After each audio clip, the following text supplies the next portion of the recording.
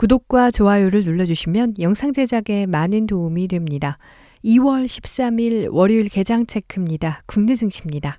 코스피가 기관의 대량 매도에 하락했습니다. 지난주 금요일 코스피 지수 0.48% 하락한 2469.73포인트에 거래 마쳤는데요. 개인이 5,500억 원, 외국인이 520억 원을 순매수했고 기관은 6,200억 원을 순매도했습니다. 시총 상위주 중 카카오가 4% 하락했는데요. 부진한 실적 발표와 SM의 경영권 분쟁 등이 불거지면서 큰 조정을 받았습니다.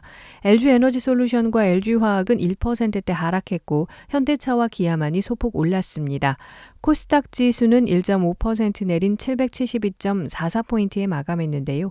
개인이 3,400억 원을 순매수했고 외국인과 기관은 각각 1,000억 원과 2,200억 원을 순매도했습니다. 시가총액 1위 에코프로비엠도 1.5% 오르며 8거래일째 상승했고요. SM은 하이브의 인수 소식이 알려지면서 16% 급등했습니다. 뉴욕 증시 보겠습니다. 뉴욕 증시는 기업들의 실적 발표 속에 혼조세였습니다. 뉴욕 증권거래소에서 다우존스 지수 0.5% 오른 33,869포인트에 거래 마쳤고요. S&P 500 지수는 0.2% 상승한 4,090포인트, 나스닥 지수는 0.6% 하락한 11,718포인트에 장 마감했습니다. 3대 지수는 이번 주 들어 일제히 하락했는데요. 시장은 주말을 앞두고 이번 주에 예정된 소비자 물가지수 CPI 발표를 지켜보자는 분위기였습니다. 종목 가운데 차량 공유업체인 리프트의 주가는 올해 1분기 매출 전망치가 시장의 예상치를 밑돌면서 36% 이상 폭락했고요. 온라인 여행사인 익스피디아도 시장의 예상치를 밑도는 순이익과 매출을 발표하며 주가가 8% 이상 하락했습니다. 반면 페이팔은 예상치를 웃도는 순이익을 발표하며 주가가 3% 이상 올랐습니다. 빅테크 기업들이 인공지능 주도권 경쟁에 뛰어든 가운데 알파벳은 한 주간 9% 이상 하락했고요. 최근 주가 상승이 가팔랐던 테슬라도 이날은 5% 넘게 급락했습니다. 유럽 증시 보겠습니다. 유럽 주요국 증시는 이번 주 미국 연방준비제도 위원들의 매파 발언이 이어지며 하락했는데요. 독일 닥스 지수 1.3% 내린 15,307포인트 기록했고요.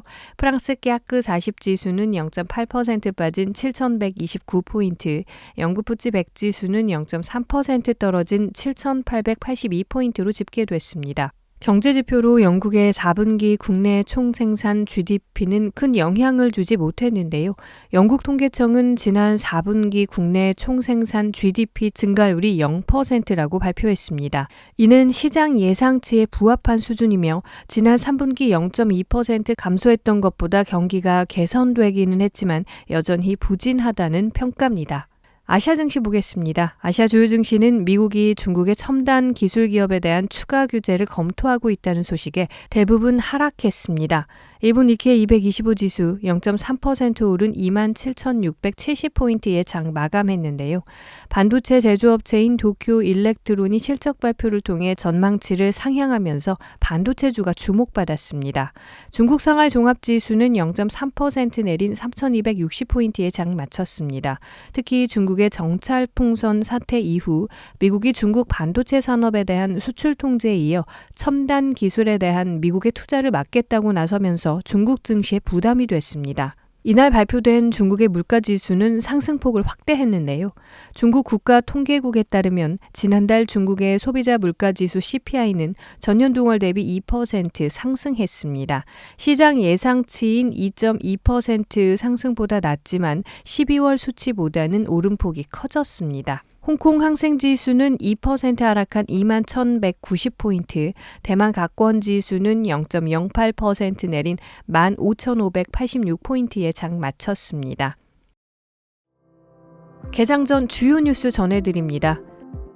5%대 소비자 물가 상승률이 공공요금 인상으로 쉽사리 둔화하지 않을 것으로 보이지만 정부는 올해 경제정책의 무게추를 물가 안정에서 경기 대응으로 전환하겠다는 방침을 천명했습니다. 정부가 예상 경로대로 물가 상승률이 상반기 4%대, 하반기 3%대로 내려가면 적절한 시점에 정책 초점을 바꿔 경기 부양에 나서겠다는 것입니다. 금융시장 전문가들이 올해 미국 경제의 성장세가 더 높아지고 강한 노동시장이 유지될 것으로 전망했습니다. 필라델피아 연방준비은행이 37명의 전문가를 대상으로 실시한 2023년 1분기 전문가 서베이에 따르면 전문가들은 올해 경제 전망이 3개월 전보다 더 좋아 보인다고 답했습니다. 전문가들은 올해 미국 경제가 1분기에 연율 0.6%, 2분기에는 1%로 확장될 것으로 전망했습니다.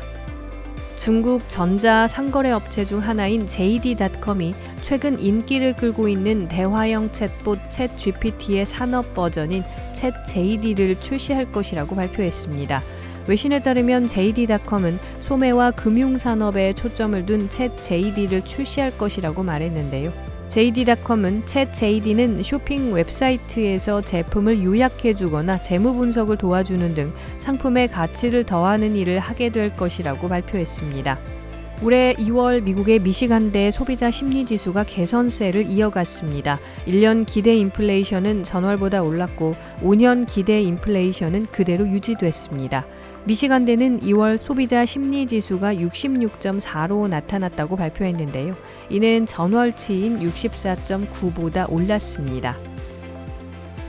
채권 투자자들이 1월에 강한 매수세를 보인 후 신중한 분위기로 전환했다고 JP모건 자산운용이 진단했습니다.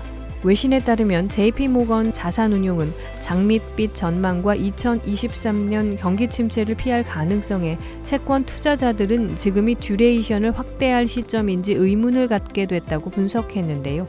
JP모건은 포트폴리오 포지셔닝 설문조사에 따르면 투자자들이 1월에 듀레이션 비중을 약간 확대했지만 2월에는 점차 비중을 줄였다고 말했습니다.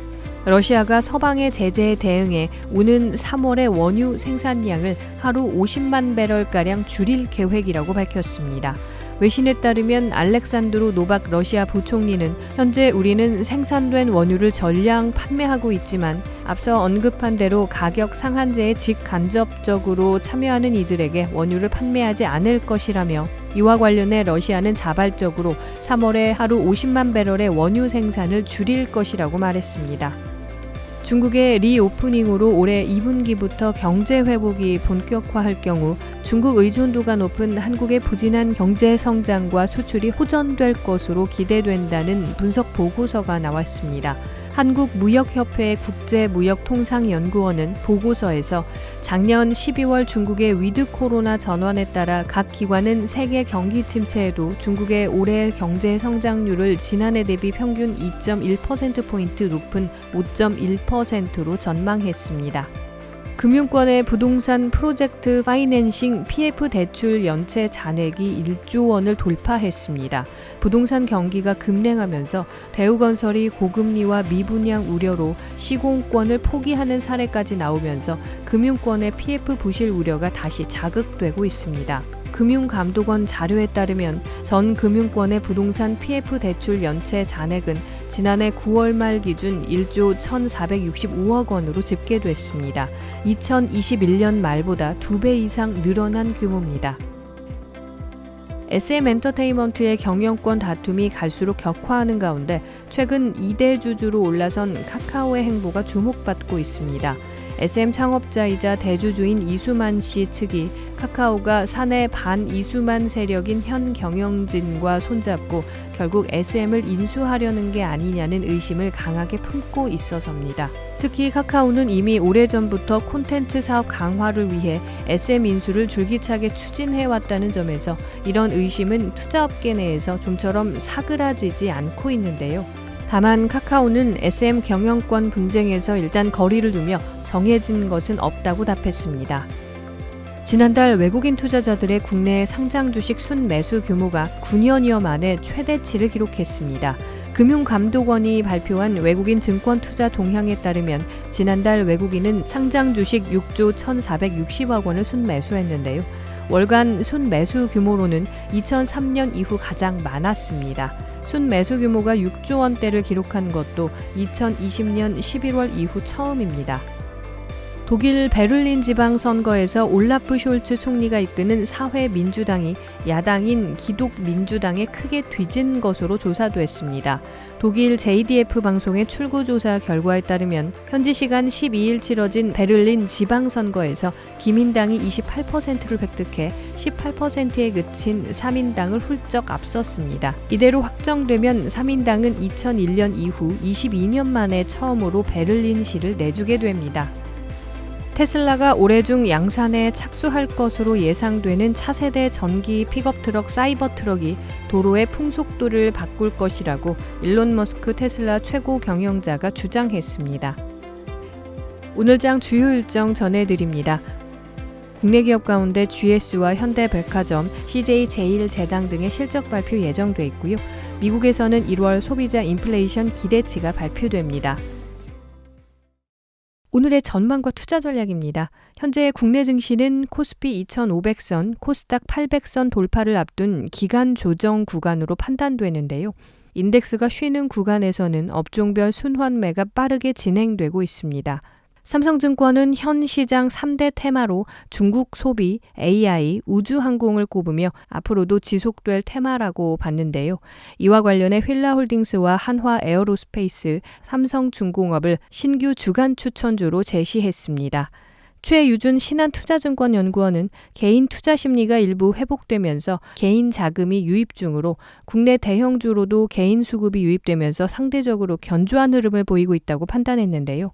외국인은 일부 변동성을 염두에 두는 모습으로 작년 말 대비 낮아진 시장 금리와 긴축 후반부에 대한 인식이 굳어지면서 주가 하락 구간에서의 개인 매수 유입 증가 가능성이 있다고 봤습니다.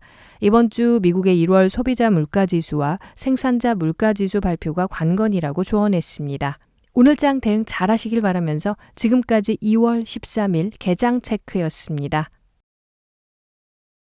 본 방송에서 제공되는 투자 정보는 단지 투자 판단에 대한 참고임을 밝혀드립니다. 상품 및 부동산의 가치, 가격 상승 및 가격 하락에 대해서는 인포스텍 데일리와 진행자, 출연자가 보장하지 않습니다.